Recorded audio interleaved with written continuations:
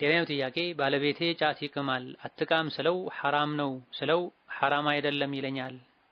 ትናንትና አረብ ሀገር ሄደሽ ይሄ ሐራም ነው የምትይው ይለኛል። ከኔ ሌላ ሰው እንዳይሰማሽ ይለኛል። ነብዩ ሰለላሁ ዐለይሂ ወሰለም በእጃቸው ስለጨበጡት ይቻላል መብላት፣ ባይጨብጡት ልክ እንደ ባህር ዛፍ ቅጠል ይመር ነበር ይለኛል። እውነት ነው መጨበጣቸው? ቢያብራሩልኝ የሚል ጥያቄ ነው። ጀሃነም 7 በሮች አሉት። ከመጀመሪያው እስከ 6ኛው በር የሚገቡት ፍጥረታት እነዚህና እነዚህን ይመስላሉ አለና ገለጸላቸው። 7ኛው ግን የሚገባውን ማውጣት ከበደው። ያ ጅብሪል በ7ኛው የሚገባውን አትነግረኝም? ምን አሉ ነብዩ ሰለላሁ ዐለይሂ ወሰለም።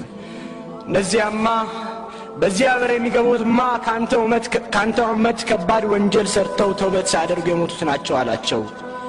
ይህኔ እኛ ታላቅ ነብይ ራሳቸውን ሳቱ።